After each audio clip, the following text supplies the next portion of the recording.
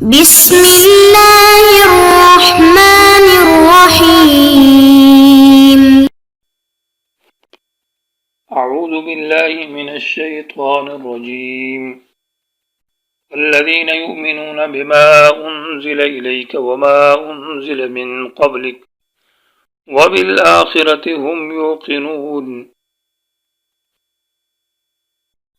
اس سبق کا عنوان ہے متقین کی والذین یؤمنون بما انزل الیک۔ جو آیت ہے اس آیت کا عنوان ہے بیان الصفت الثالث والرابع للمتقین، یعنی متقین کی 3 صفات پہلے بیان ہو چکی ہے، 2 صفت جو بقیہ ہے ان کا بیان ہے۔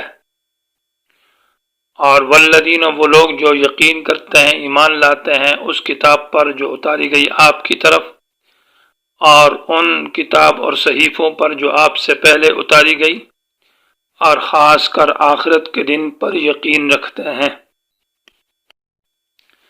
یہاں سوال پیدا ہوتا ہے کہ یہ جو والذین یؤمنون بما انزل الیک جو صفت ذکر کی ہے کہ ایمان بالکتب اور ایمان بالآخرت، یہ تو یؤمنون بالغیب میں داخل ہے، تو دوبارہ اس کو ذکر کرنا یہ تکرار ہے، کیونکہ یؤمنون بالغیب میں غیب سے وہی مراد ہے، تو وہی میں قرآن اور کتب منزلہ اور آخرت قیامت یہ سب داخل ہے۔ جواب یہ ہے کہ یہ تکرار نہیں ہے بلکہ یہاں پر تعریض ہے۔ اصل میں یہ تخصیص بعد تعمیم ہے، پہلے عام ذکر تھا، بالغیب میں تمام قرآن کتب منزلہ ایمان بالآخرت آ چکا تھا، تو تعمیم کے بعد دوبارہ تخصیصاً ذکر کیا ہے، اور اس میں ایک نقطہ ہے اور ایک عام مقصد ہے۔ وہ مقصد یہ کہ اشارتاً یعنی تعریض ہے یہود اور نصارہ کو پر، اور اشارتاً رد ہے یہود اور نصارہ پر، اور اشارتاً تردید کے اندر مقصد اصلاح ہے، کیونکہ اشارات کے اندر جب رد کیا جاتا ہے تو قرآن کا یہ انداز ہے، اس میں اصلاح مقصد ہوتی ہے۔ تو ما قبل سے ربط ہوگا، والذین کا عطف ہے ما قبل پر، تو عطف کے ذریعے سے یہ ربط لفظی ہوگا، صفت ثالث اور رابع کا بیان ہے۔ یہود پر رد اس طرح ہے کہ جب یہ کہا کہ یؤمنون بالغیب، یہ مومن وہ ہے جو غیب پر یقین رکھے اور نماز پڑھے، پابندی کرے اور انفاق فی سبیل اللہ کرے، تو یہود نے کہا یہ شریعت اور یہ صفات تو ہمارے اندر بھی موجود ہے، لہذا ہم بھی مومن ہیں۔ تو ردن علی الیہود کہا کہ یہود کہ والذین یؤمنون بما انزل الیک، یہود قرآن کو نہیں مانتے مکمل طور پر، اس لیے ان پر رد ہو گیا۔ نصارہ بھی نہیں مانتے۔ وما انزل من قبل کا میں بھی رد ہے کہ یہود بعض کتب سابقہ کو بھی نہیں مانتے، مثال طور پر انجیل کو نہیں مانتے، یا عیسائی جو ہے وہ تورات کو نہیں مانتے، تو ان کے اوپر اس آیت میں تردید ہو گئی اور یہ تعریض ہے۔ اور اسی طرح وہ بالآخرت هم یوقنون کے اندر بھی رد ہے کہ وہ آخرت کو تفصیلی طور پر نہیں مانتے۔ والذین یؤمنون بما انزل الیک، یہ انزل مشتق ہے انزال سے، اور انزال نزول سے ہے۔ انزل ینزل انزالا جو ہے اس کا معنی اوپر سے نیچے اتارنا، اور محسوسات میں استعمال ہوتا ہے، جو چیز آنکھوں سے نظر آئے، کوئی اوپر سے کوئی چیز نیچے اتاری جائے۔ تو سوال یہ پیدا ہوتا ہے کہ قرآن کے الفاظ اور معنی تو الفاظ چلو محسوس ہے، لیکن معنی تو محسوس نہیں ہے، یہ تو غیر محسوس ہے جو وہی جبرائیل لایا، تو کیسے اس کے لیے انزلہ کا لفظ استعمال ہے؟ جواب یہ ہے کہ چونکہ جبرائیل لاتے تھے تو اس حیثیت سے اس کو انزلہ کا لفظ اس لیے استعمال کیا گیا، یا یہ ہے کہ یہ مجازن استعمال ہے، مجاز مشارفت اس کو کہا جاتا ہے۔ وقت نزول تو وہ محسوس نہیں تھا، بعد میں قرآن جو ہے نا وہ محسوس ہے، ابھی الفاظ ہمیں نظر آتے ہیں، تو اس لیے انزلہ کا لفظ استعمال ہوا ہے۔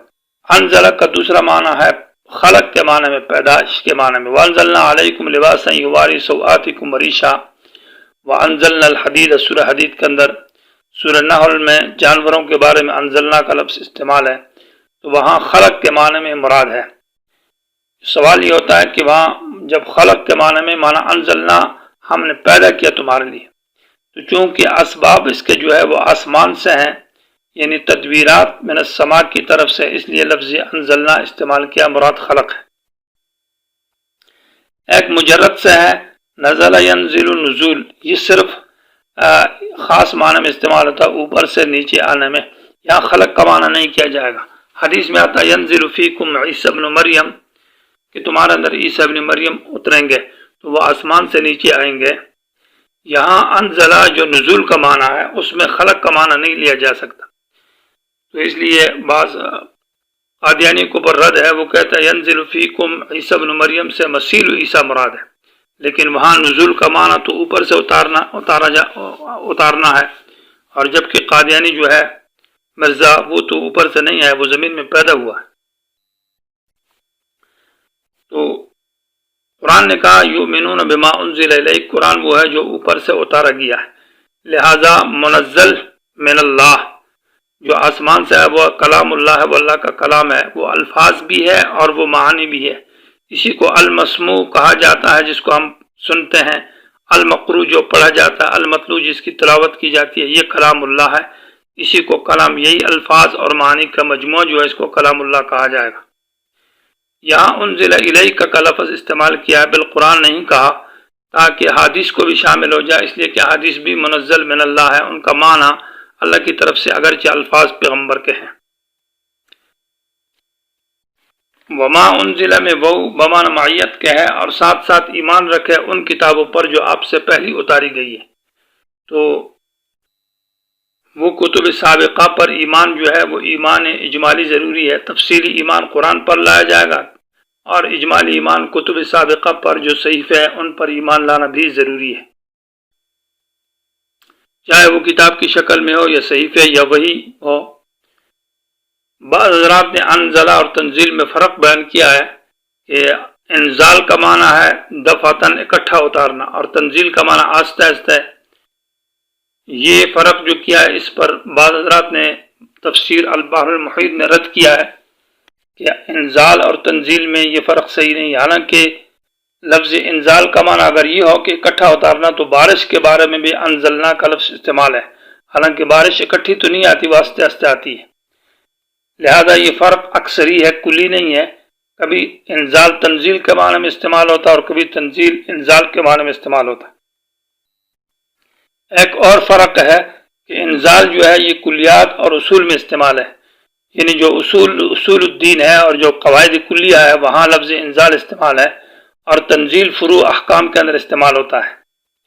من قبل کا کہا اس میں رد ہے، بعد میں جو نبوت کا دعویٰ کرتے ہیں، مرزا ہو گیا، دوسرے ہو گئے، تو کیونکہ آپ سے پہلے جو کتاب نازل کی گئی ہے، اور اس کا مطلب یہ ہے کہ آپ کے بعد، آپ صلی اللہ علیہ وسلم کے بعد کوئی اور کتاب اور دین نہیں آئے گا۔ حضرت عیسیٰ علیہ السلام بھی اسی شریعت پر فیصلے کرے گا۔ وبالآخرۃ هم یوقنون، اور خاص آخرت پر یقین رکھتے ہیں۔ یہ الآخرت یہ صفت ہے مؤنث ہے آخر کی، اور آخر کی صفت معنی بعد میں، اور اس کا موصوف محذوف ہے بالحالت الآخرت، بعد والی حالت پر، چونکہ یہ ایسی صفت ہے جو کہ موصوف کے ساتھ لازم ہے، صفات غالبہ میں سے، اس لیے اس کے موصوف کو اکثر طور پر حذف کیا جاتا ہے۔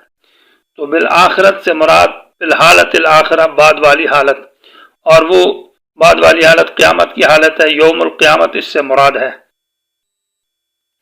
اس کے ساتھ آخرت کے ساتھ الدار الآخرت کا لفظ جب ذکر ہو تو اس سے جنت مراد ہوتی ہے، 9 مقامات میں بالدار الآخرہ ہے، اور صرف الآخرت مراد ہو تو اس کا مراد یوم القیامت ہے، اس میں جنت جہنم اور قیامت کا دن یہ سب شامل ہو جائے۔ بعض قادیانیوں نے یہاں پر یہ استدلال کیا ہے کہ بالآخرت سے مراد بالنبوت الآخرہ یا بالرسالت الآخرہ، یہ کہا ہے۔ اس پر رد یہ ہے کہ قرآن میں یہ تقدیر کہیں موجود نہیں، قرآن و حدیث کے اندر کہ الآخرت کی موصوف جو ہے النبوت یا الرسالت الآخرہ لکھا گیا ہے یا کہیں ذکر کیا گیا۔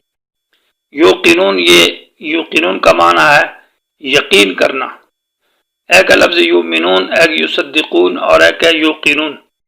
ایمان کا معنی تو پہلے گزر چکا ہے، لغوی معنی میں فرق ہے، اصطلاحی معنی ایمان کا اور یوقنون کا اور یصدقون کا ایک ہی ہے، لیکن لغوی معنی میں فرق ہے۔ لغوی معنی یقین، ایمان کا معنی اعتماد، باور کرنا، اور یصدقون کا معنی اظہار و صدق الدعویٰ، دعوے کے صدق کا اظہار کرنا۔ کوئی دعویٰ ہو تو وہاں ظاہر کرنا کہ یہ دعویٰ سچا ہے۔